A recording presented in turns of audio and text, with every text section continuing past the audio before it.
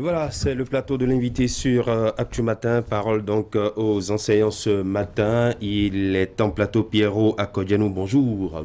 Bonjour, Monsieur Christian. Vous êtes le porte-parole du collectif national des aspirants et donc vous vous êtes fait recruter, aspirant au métier d'enseignant. Votre situation, comment la vivez-vous? Merci, Monsieur Christian.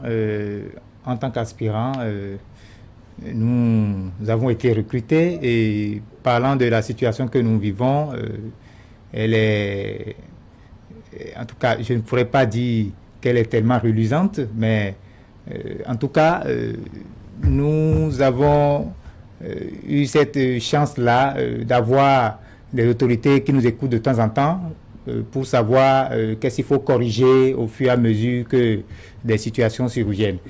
Alors, je voudrais d'abord, pour parler de la situation qui a écœuré plus d'un, évoquer la publication il y a quelques mois, en mars dernier seulement, d'une base de données.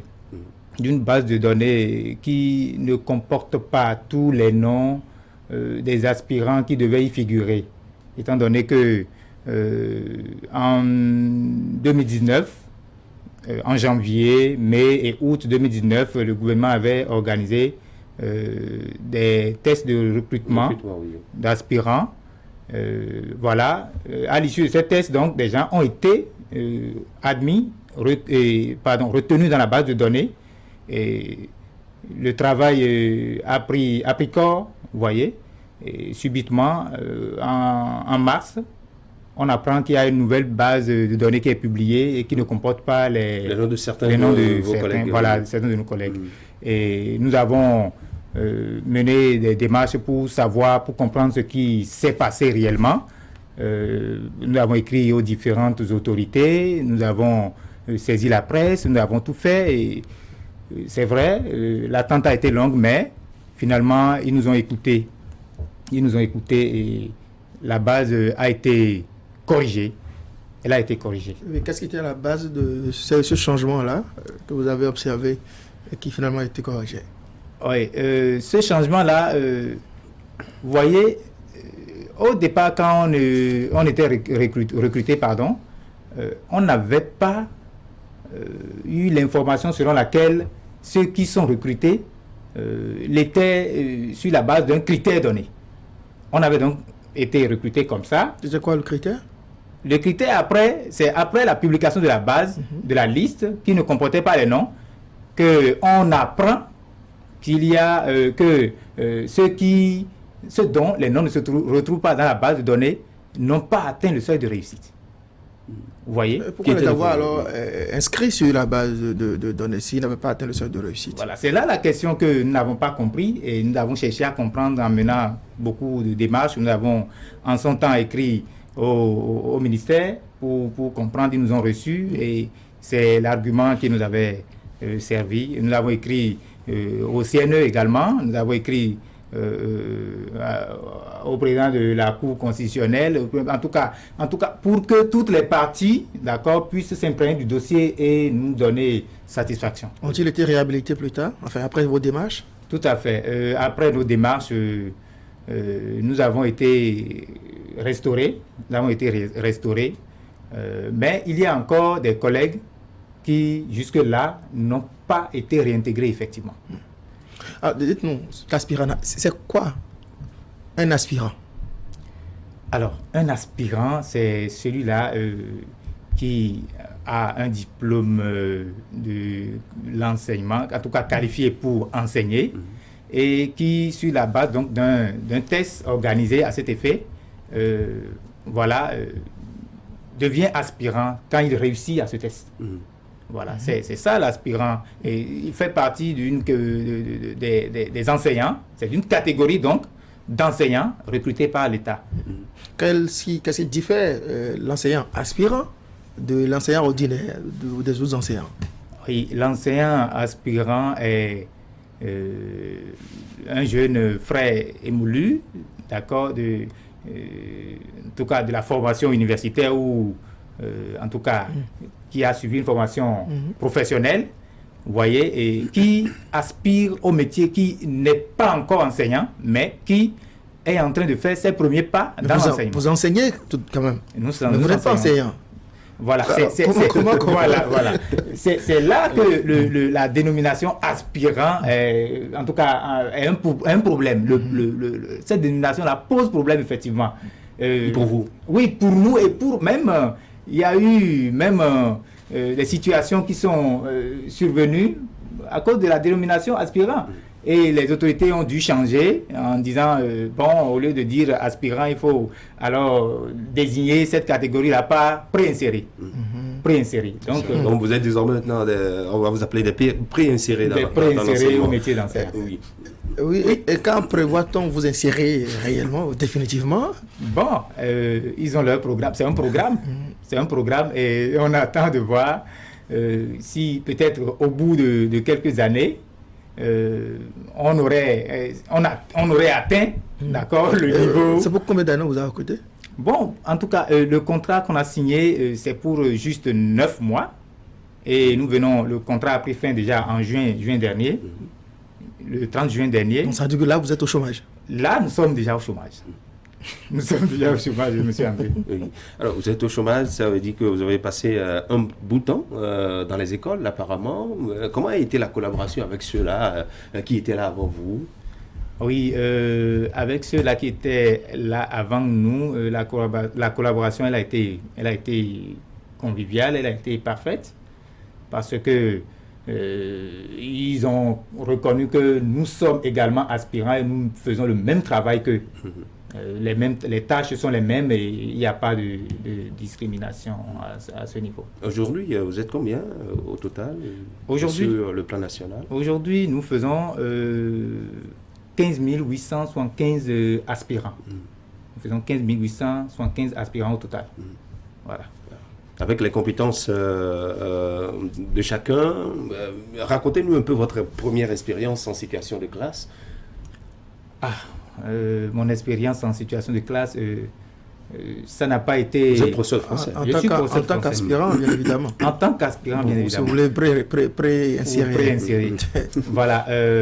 Ça n'a pas été nouveau de me retrouver devant mes apprenants. Vous le faisiez déjà? On le faisait déjà dans la vacation et on a déjà une expérience, des expériences. Un changement de statut. C'est juste un changement de statut qui est intervenu et nous l'avons fait comme nous le faisions par le passé. Et c'était, en tout cas, ça se passe bien. Alors, vous avez abandonné la vacation pour faire le programme de l'aspirana. Voilà que c'est fini, tel que vous l'avez dit, le contrat est arrivé à terme. Est-ce que c'était un bon choix, finalement? Ce n'est pas nous qui choisissons. C'est le programme, c'est comme ça que le programme a été ficelé par le gouvernement. 9 mois de contrat pour commencer. Nous apprenons déjà, on a fini les 9 mois, nous apprenons que l'année prochaine, ce sera plus... Nous sommes gérés, par exemple, cette année par l'ANPE. Nous apprenons que l'année prochaine, ce ne sera plus l'ANPE, ce sera l'ANAPES. Vous voyez, l'ANAPES qui va nous gérer. Et comment ça va se passer? C'est une agence? C'est une agence. C'est une agence... Au fond, vous êtes des vacataires qui ont juste changé de nom et qui sont payés par quelqu'un d'autre, un autre employeur. Oui, un autre employeur. Mais seulement que les salaires ici sont fixes. Et c'est en fonction du diplôme de chacun. Et non en fonction du nombre d'heures. Non, en fonction du nombre d'heures. Voilà. Alors, c'est un bon programme selon vous ou bien il y a des choses à parfaire? Je pourrais dire que le programme n'est pas mauvais. Le programme n'est pas mauvais. Mais il y a des choses qu'on doit revoir. Parce que, vous voyez, quand on prend cette situation-là pour laquelle je suis présentement sur votre plateau, celle de la base de données, les collègues qui ont véritablement passé le test et qui sont admis, vous voyez, et qui par la suite n'ont plus retrouvé leur nom. Moi-même, j'en ai fait partie. Et c'est récemment que j'ai été réintégré. Les démarches que nous avons menées ont porté leurs fruits. Et c'est le lieu de remercier, très sincèrement.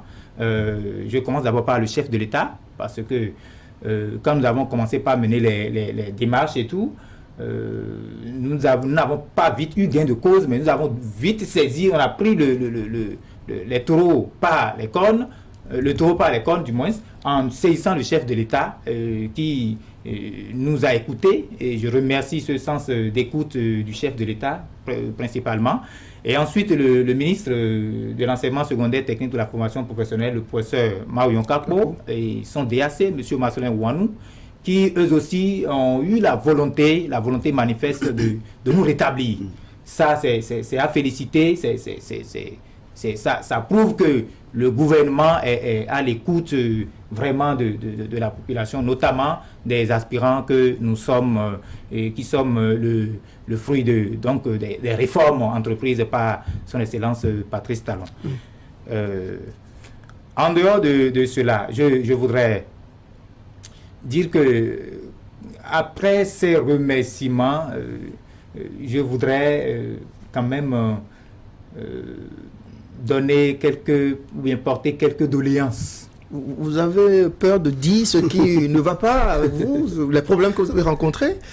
Vous avez peur de heurter quelques susceptibilités? Non. Allez-y, c'est l'occasion. Parlant de problèmes rencontrés, vous savez, Monsieur André, je ne veux pas dire que le programme a été mal structuré, non, sinon que nous avons rencontré des problèmes. Entre autres problèmes, nous pouvons évoquer la situation des virements bancaires. Des virements bancaires où on est là, on travaille, et à la fin du mois, le salaire, on attend le salaire. Même à la fin du mois, on reste à attendre le salaire, on entame l'autre mois, et on ne sait pas quand ça vient. Il n'y a pas une date fixe pour payer les salaires. Voyez, nous voudrions qu'à l'avenir, les autorités pensent à cela pour que le paiement soit ponctuel. Vous voyez, en dehors de ça, il y a une discrimination. Vous voyez, il y a une discrimination pour le même travail que nous effectuons. On a parlé tout à l'heure des catégories d'enseignants. Il y a les APE, il y a les ACE et il y a les aspirants, les préinsérés. Vous voyez, pour le même travail, nous abattons le même travail pratiquement. Mais nous constatons qu'en début de rentrée, les AC, les APE reçoivent des primes de rentrée. Et pas vous. Pas nous. Alors que nous faisons le même travail. Nous restons au chômage d'abord et nous commençons la rentrée sans rien du tout. Sans rien du tout. Vous êtes des enseignants à part entière. Parce que vous faites le même travail. Voilà. Déjà, les rapports entre vous et les enseignants à part entière, bon, je vous considère comme des enseignants entièrement à part. Est-ce que le courant passe bien? Est-ce qu'il vous snob? Est-ce qu'il y a aussi une discrimination à ce niveau? Bon. Dans la distribution des tâches à l'école par le censeur ou le directeur? Là, tout à fait. Et là, il y a une discrimination. Il y a une discrimination. Il faut le dire haut et fort pour que les choses soient corrigées. Il y a que parfois, vous voyez, des tâches, en tout cas, attribuées à rien que des aspirants parce qu'ils ne sont pas permanents, ils ne sont pas ACE. Vous voyez, quand même, on organise les devoirs surveillés. Ce sont des aspirants qui surveillent. Les aspirants qui surveillent en majorité. C'est vrai, il y a quelques APE, ACE qui, en tout cas, sont honnêtes et viennent accomplir leur tâche. Mais pour la plupart, ils ne s'en soucient pas. Ils ne s'en soucient pas. Voilà. Ils vous ont entendu, les responsables, enfin, à divers niveaux, puisque vous avez tout à l'heure salué le centre d'écoute des uns et des autres. On va espérer qu'ils vous entendent et qu'ils vous aident à vous épanouir davantage dans ce travail. Voilà, préinsérer. Voilà. On vous a pas entendu parler de formation. Vous êtes totalement bien formé ou vous n'en avez pas besoin? Par rapport à la formation, il y en a parmi nous qui ont fait les formations professionnelles, d'accord. Par contre, d'autres, comme moi par exemple, je n'ai pas encore fait une formation professionnelle, je n'ai que la licence en lettres modernes. Vous voyez, il urge que chacun de nous, d'accord, se fasse former davantage pour pouvoir tenir le coup. parlant de formation, vous voyez, c'est les moyens. Et avec ce que... ce qu'on nous paie, ce n'est pas à la hauteur pour nous permettre de débourser. Vous voyez, le coût de la formation aujourd'hui au Bénin, ce n'est pas... Vous gagnez combien? Bon, ça, le Béninois ne révèle pas son salaire. Vous avez dit tout à l'heure. Le problème, c'est pas un secret. Vous ne payez pas le gouvernement. Bon, peut-être que pour madame à la maison, on n'entend pas. C'est ça. Vous une augmentation de la popote. Voilà, nous voudrions bien ne pas aller sur ce terrain, mais c'est connu. D'accord, vous allez nous dire tout à l'heure dans les coulisses, quand nous allons finir nos échanges de tout à l'heure. Oui, c'est la période des examens de fin d'année. Vous l'aviez dit tout à l'heure, dans les écoles, dans les collèges, c'est vous qui surveillez bien souvent les devoirs. Pour les examens de fin d'année, est-ce qu'on vous a inséré dans le plan de surveillance? Alors, dans le plan de surveillance, certains ont été pris en compte, vous savez. Souvent, tel que ça se programme,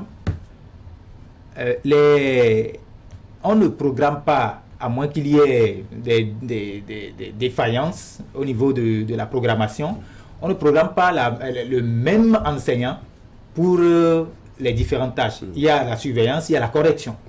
Vous voyez, si quelqu'un retrouve son nom à la surveillance, c'est qu'il n'ira pas à la correction. Si quelqu'un retrouve son nom ne retrouve pas son nom à la surveillance, c'est qu'il est possible qu'il aille à la correction. Mais il y a certaines choses qui se passaient par le passé. Je ne sais pas si ça va continuer cette année.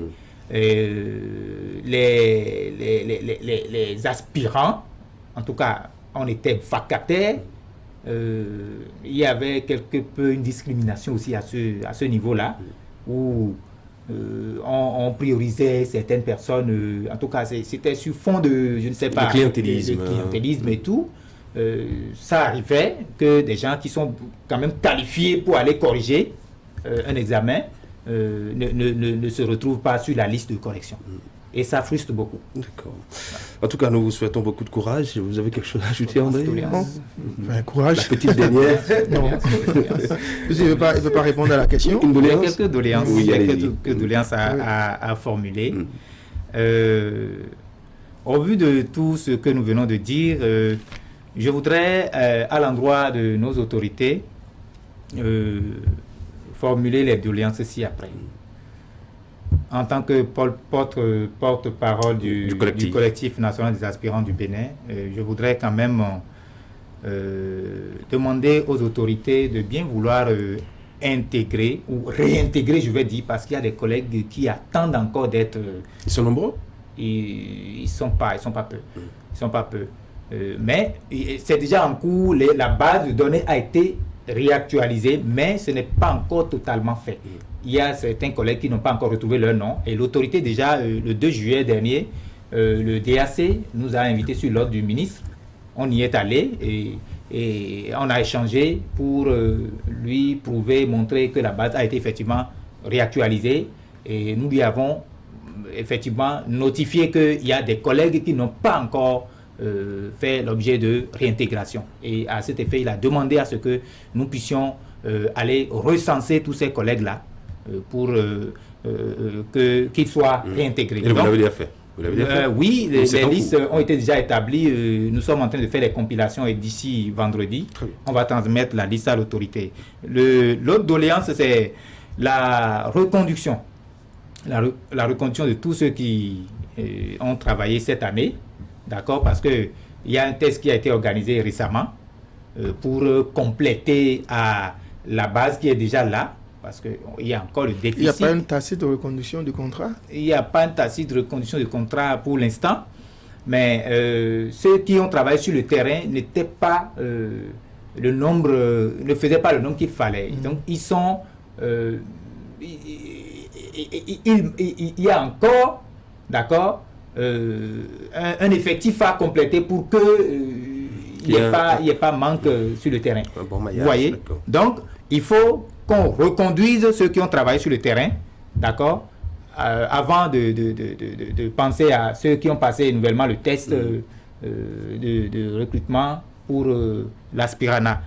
L'autre chose, je voudrais demander à ce qu'on prenne en compte, et ça a été quelque peu frustrant, mais ce n'est pas je vois que ce n'est pas de la volonté des autorités. Il y avait dans certaines matières du surnombre. Les matières telles que l'histoire-géographie, l'anglais, le français. Non, pas le français. L'histoire-géographie, l'anglais, les SVT par exemple, l'espagnol, il y avait trop de monde où ils ont déployé les matières là, dans les matières là, les aspirants, et il en restait encore. Il en restait encore d'autres qui n'ont pas trouvé d'heure, qui sont restés à la maison toute l'année. Donc, nous souhaiterions que les autorités pensent à ceux-là, hein, les déploient l'année prochaine avant de recruter d'autres aspirants. L'autre chose, nous voudrions que l'année prochaine, l'ANAPES, par rapport au programme de l'ANAPES, nous puissions être payés 12 mois sur 12. Parce que ce n'est pas bien qu'un enseignant finisse une année et chôme et galère. Pendant 3 mois. Pendant 3 mois encore. Et il commence sans rien du tout. En tout cas, pour l'autre doléance, je vais parler des primes de rentrée. Voilà, parce que pour commencer la rentrée, il faut que nous puissions avoir quelque chose sous la main pour démarrer la rentrée. D'accord. Voilà. La dernière doléance que je formule, Monsieur Christian, c'est que nos autorités pensent à convertir les aspirants, reconvertir les aspirants, ou carrément organiser un concours pour que les aspirants soient agents de l'État. Pourquoi pas? Parce que ça frise de l'exploitation, ce n'est pas bien. Il faut que nos autorités qu'on vous offre une autre opportunité, d'exercer en toute quiétude. D'accord. Voilà. Doléance entendue, je l'espère. Merci beaucoup. Merci à vous, Pierrot Akodianou, porte-parole du collectif national des aspirants du Bénin. Mesdames et messieurs, nous allons observer la pause pub. Je vous reviens juste après dans la chronique environnement.